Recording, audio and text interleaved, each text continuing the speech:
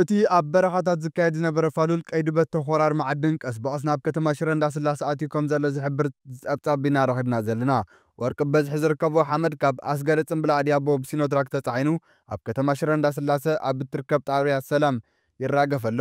እቲ ዝራገፍ ወርቂ ዝርከቦ ሓመድ ድማ ኣብ እንዳ ግራዝማች ተወልደ መድህን እንዳሸዊት ልኡለን ዝበሃሉ ግራውቲ ማለት እውን መሬት ተኻርዮም ኣዝዮም ሓደገኛታት ዝኾኑ ኬሚካላት ተጠቒሞም እውን ይሓዝሙ ከም ዘለዉ ምንጭታት ከም ዝገለጹ ተፈሊጡ ኣሎ። እቲ ዝሕጸበሉ ዘሎ ኣካባቢታት ናብቲ ህዝቢ ሽረ እንዳስላሴ ንመስተ ማይ ዝጥቀመሉ ግድብ ማየን በላይ ማለት እውን ማይ ድሙቕ ቀረባ ብምዃኑ እውን ብዙሓት ሰባት ተሻቒሎም ኣለዉ። ኣብቲ ክሕጸበሉ ዝቐነየ ኬሚካል ብሕታዊ ፍልፍል መስተ ማይ ከተማ ሽረ እንዳስላሴ ዝኾነን ናብ ቃላይ ማየን በላይ ወይ እውን ማይ ድሙቕ ማለት እዩ ጸፈፍ እንዳበለ ይውሕዝ ስለ ዘሎ እውን ህይወት ህዝቢ ከተማ ሽረ እንዳስላሴ ስጋኣት ኣንጸላሊዎ ኣሎ።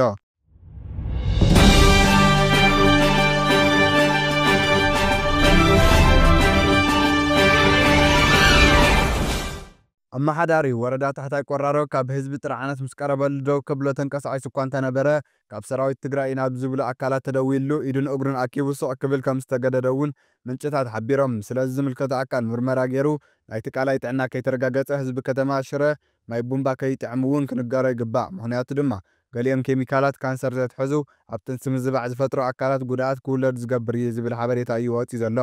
ካሊእ ኣብዚ ከባቢ ተቃውሞ ምስ በዝሐ ድማ ብቆሸት ዓዲ ሓኖ ሩባ ዕዳጋ ጉማሎ ማለት እዩ ጉመሎ ቀይሮም ይሕፀቡ ከም ዘለዉ እውን ኣረጋጊፅና ኣለና። ጁባ ሰብ ሃብትን ገለ ሰራዊት ኣዘዝቲ ኢና ዝብሉ ኣካላት እውን ንምምላእ ተባሂሉ ድሕነት ህዝቢ ሽረ እንዳስላሴ ናብ ሓደጋ ይኣቱ ኣሎ ዓገብ ዝብል ዜና እውን ረኺብና ኣለና። ናብቲ ሚድያ እውን ብግድያ ዘጻረየ እቲ ሓበሬታ ኣሎ። ብዛዕባ ሰራዊት ትግራይ መስመራት ወይ እውን ቀይሕ መስመር ሰራዊት ትግራይ እንታይ እዩ? ሰራዊት ትግራይ ኣብዚ ሕጂ ሰዓት ሒዝዎ ዘሎ መርገፂ ኣዝዩ ዝገርም ኣዝዩ ብሉፅ መርገፂ እዩ ሒዙ ዘሎ። ጉጅለ ዶክተር ደብረጽዮን ገብረ ሚካኤል ጌታቸው ረዳን ንስልጣኖም ክብሉ ህዝቢ ኣብ ሓደጋ ኣውዲቖም ኣለዉ። ይኹን እምበር ህዝቢ ኣብ ሓደጋ ከይወድቕ ክብል ግን ነዞም ክልተ ኣካላት እዚኦም መጠንቀቕታ ሂቡ ኣሎ።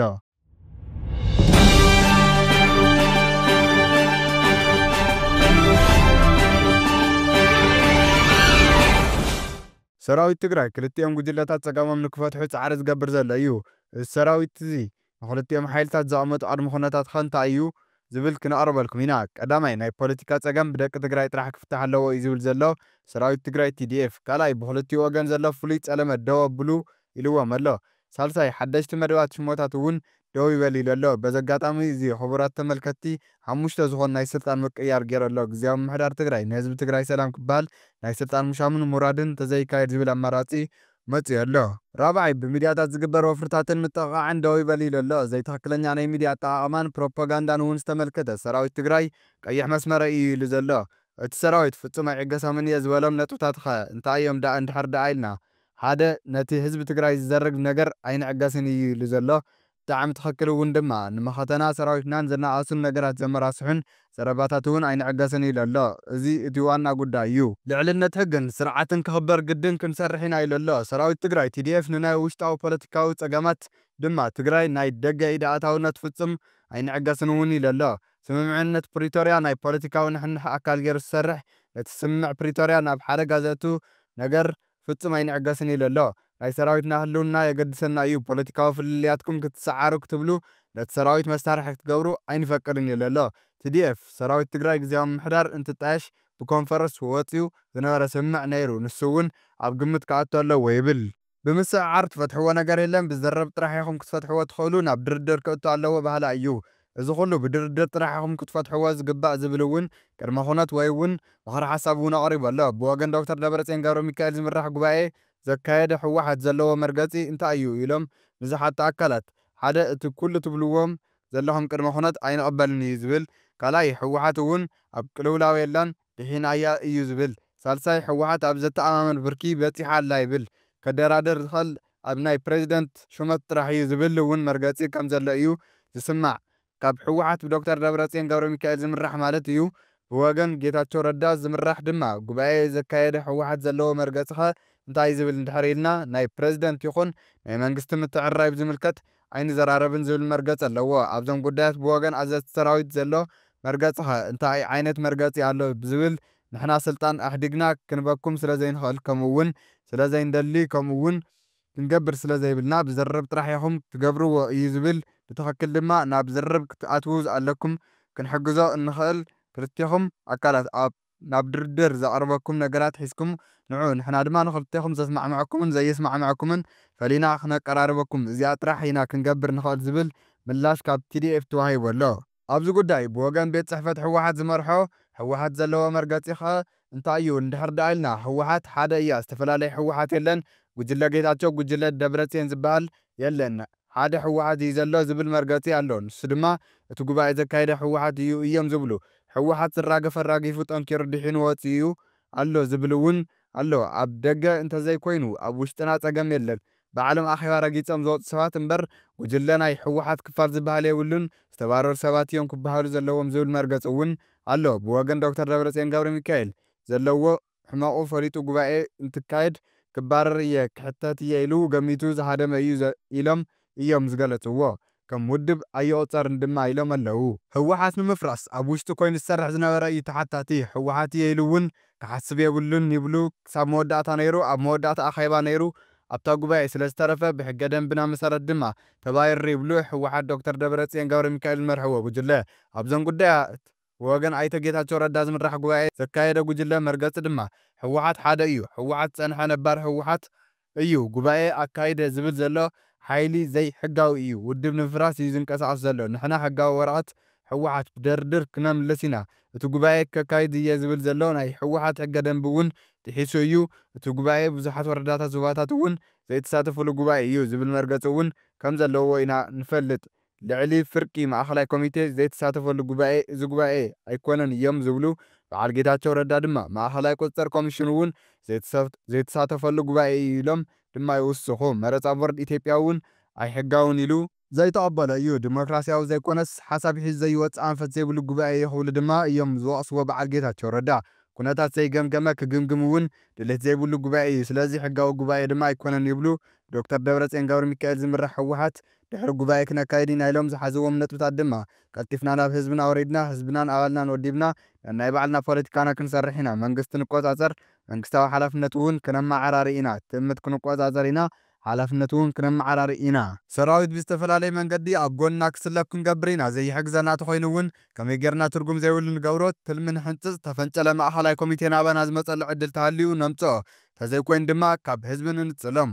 ብወገን ብኣይተ ጌታቸው ረዳ ዝምራሕ ጉጅለ ድማ ኣብዞም ዝተጠቐሱ ጉዳያት ዘለዎ መርገፂ መንግስቲ ስርሑ ከይሰርሕ ይዕንቅፉ ስለ ዘለዉ ሕጋዊ ስልጣነይ ተጠቒሙ ሕጋዊ ስጉምቲ ክወስድ እየ እዩ ዝብል። ብኻሊእ ሓበሬታ ድማ ብገዮን ጀኖሳይድ ዝኽሰስ ኮነሬል ደመቀ ዘውዱ ንሰራሕተኛታት መንግስቲ ምዕራብ ትግራይ ኣብ ዝኣከበሉ ግዜ ንሱ ናይ መንነት ሕቶ ከም ዘይብሉ ገሊጹ ቀደም እውን ኮነሬል ደመቀ ዘውዱ ብሓደ ወገን ሕረፍ ስልጣን ብኻሊእ ወገን ድማ ምስ መሪሕነት ሕወሓት ዝነበረ ምትህልላኽ ተዘይኮይኑ ሕቶ መንነት ከም ዘይብሉ ብወለዱን ከይተረፈ ክግለጽ ጸኒሑ እዩ። ፊልድ ማርሻል ብርሃኑ ጁላ ወረርቲ ወልቃይት እንዳበሉ ዝፅውዕዎ ወልቃይት ሓዊስካ ጠገዴን ሰቲት ሑመራ ዝርከቦ ከባቢ ብህፁፅ ክምለስ ፃዕቲ ከም ዝሓየለ ተሓቢሩ ኣሎ። በቲ ውዕሊ ፕሪቶርያ መሰረት ቀልጢፍኩም ተኸድኩም እዩ ዝምረፅ ሰራዊት ፌደራል መከላከያ ሕጊ ከኸብር እዩ ምስ ሕወሓት ዝተዋግአ እምበር ራያን ወልቃይትን ንዓኹም ክመልስ ኣይነበረን ከም ዝበለ ዝተነገረሉ ፊልድ ማርሻል ብርሃኑ ጁላ ኣብ ዝዋን መከላከያ ሰራዊት ንህዝቢ ዶብ ጥራሕ ክሕሉ እምበር ንዓኹም ሓለዋ ክገብረልኩም ኣይኽእልን ስለዚ ብቕልጡፍ ውዕሊ ፕሪቶርያ ተፈጻሚ ክኸውን ኣለዎ ተመዛበልቲ ወገናት ብቕልጡፍ ክምለስ ኣለዎም ዝኾነ ዓይነት ዕንቅፋት ክትፈጥሩ ኣይግባእን ክብል ከም ዘጠንቀቐ እዩ ተገሊጡ።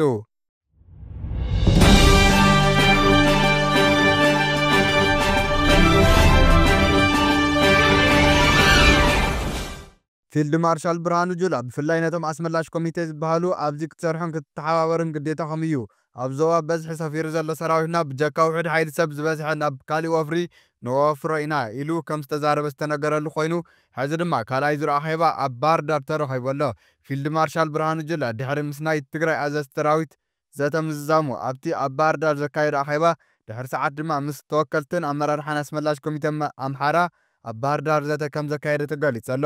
ኣብቲ መድረኽ ኣይኮነን ዶ ወልቃይትን ሑመራንስ እንተደልዮም ኣዲስ ኣበባ እውን ኣብ መዓልትታት ክኣትዉ ዝኽእል ሓይሊ ኣለዎም እዩ ናይ 4 ዓመት ሰሊጥ ይኹነኩም ብሰላም ምንባር እውን ተለማመዱ ዝብል መጠንቀቕታ ከም ዝተዋሃበ ተሰሚዑ ኣሎ። ፊልድ ማርሻል ብርሃኑ ጁላ ንወረርቲ ሓይልታት ጥራሕ ዘይኮነስ ንመራሕቲ ትግራይ እውን ኣብ ኣፈጻጽማ ውዕል ፕሪቶርያ ብፍላይ ኣብ ምምላስ ተመዛበልቲ ዕንቅፋት ከጋጥም ከም ዝኽእልን ነዚ ተጻዊርካን እናስተኻኸልካን ምኻድ እምበር ምኽንያትን ዕንቅፋትን ከይተብዝሖ ከም ዝበሎም እዩ እቲ ሓበሬታ ዘመልክት ዘሎ። ኣብዚ ሳልስቲ ብዘይተለመደ መልክዑ ወከልቲ ዓለም ለኸ ትካላት ውድብ ሕቡራት ሃገራት ትካል ስደተኛታት ውድብ ሕቡራት ሃገራት UNHCR ዓለም ለኸ ትካል ስደተኛታት IOM ከምኡ እውን ካብ ትካል ልምዓት ውድብ ሕቡራት ሃገራት UNDP ሓደ ጥምረት ፈጢሮም ምምላስ ተመዛበልቲ ንምዝታይ መቐለ ድሕሪ ምእታዎም ተመዛበልቲ ወገናት ተረርቲ ሕቶታት ኣቕሪቦምሎም እዮም። ብድሕሪ እዞም ክልተ ሽምግልናታት ተመዛበልቲ ምዕራብ ትግራይ ኣብ ቀረባ እዋን ናብኣ ናብታ ዝናፍቕዋ ቤት መረበቶም ክምለሱ ምዃኖም እዚ ኩነታት ኣብዚ ንክበፅሕ ፊልድ ማርሻል ብርሃኑ ጁላ ዝመርሖ ጉጅለ ምክልኻል ኢትዮጵያ ኣወንታዊ ብፅሒት ከም ዝተፃወተ እቲ ተመዛበልቲ ብውሑስ መንገዲ ናይ ምምላስ ስራሕ ብወገን ትግራይ ጀነራል ፍስሓን ጀነራል ምግበይን ሓላፍነት ከም ዝሓዝዎ ክግለጽ ጸኒሑ እዩ። ኣብ መወዳእታ ድማ ንዋና ኣመሓዳሪ ወረዳ ወልቃይት ነበር ኣይተ ደጃው ደሞዝ ሓዊሱ ካልኦት ሓለፍቲ ዝነበሩ ብልኡኽ መንግስቲ ፌደራል ኣብ መዕርፎ ነፈርቲ ሕመራ ብኮነሬል ደመቀ ዘውዱ ኣቀባብላ ከም ዝተገበረ ኣይርስዕን። ንዝሓለፉ ክልተ ሰሙናት ኣብ ቁሸትን ጣብያን ክሳብ ኣመሓደርቲ ጣብያን ወረዳን ምስ ሙሉእ መሓውሮም ናይ 10 መዓልቲ ስልጠና ክዋሃብ ከም ዝቐነየ ዝተገለጸ ኮይኑ ኣብ ወፃኢ ናብ ኣዲስ ኣበባ ዝነበሩ ገሊኦም ላዕለዎት ናይ ሕወሓት ሓለፍቲ ኣብ ምዕራብ ትግራይ ዝነበሩ ኮይኖም እቲ ወራር ምስ ተጀመረ ብኡ ዝተረፉ ዝርከብዎም ምሕደራ ደመቀ ዘውዱ ንምድልዳል ሕመራ ከም ዝኣተወ እዩ ተገሊጹ ዘሎ። እዚ ጽቡቕ መባዕለ ፍጽም ክኸውን ተመዛበልትና እንትምለሱ ፈለማ ተመዛበልትና ክምለሱ ውሕስና ሰላም ክረጋገጽ ኣብ ከይዲ ጉዕዞም ዝብላዕ ዝስተ ክማልአሎም ኣብታ መረበቶም ገዝኦም ምስ ኣተዉ እኹል ቀረብ ሰብኣዊ ሓገዛትን መድሓኒትን ከቐርበሎም ኣብታ ገዝኦም ካሊእ ወራሪ ሓይሊ ወይ ወራሲ ዑና ኮይኑ ዝጸንሐ ብህፁፅ ክወፅእ ሓይልታት ጸጥታ ትግራይ እኹል ክህልዎም ስጡን መሓድነት ክህልዎም ብዘይ ወዓል ሕደር መሰረተ ልምዓቶም ክማልአሎም ካብን ናብን ጉዕዞ ተሽከርከርትን እግረኛታት ክህሉ ቃርዚ ኣብ ውጥጥ ዘለዉ ሓይልታት ውጥጦም መህዲኦም ኩሉ ትግራዋይ ኣብ ዝዓብዪ ውራይ ክሰምር ናብቶም ዝተረፉ ብሰንኪ ወራር ሻዕብያ ዝተወረሩ ግዝኣታት ትግራይ ክቐጽል እዩ ኣዊዕት ቀሪቡ ዘሎ።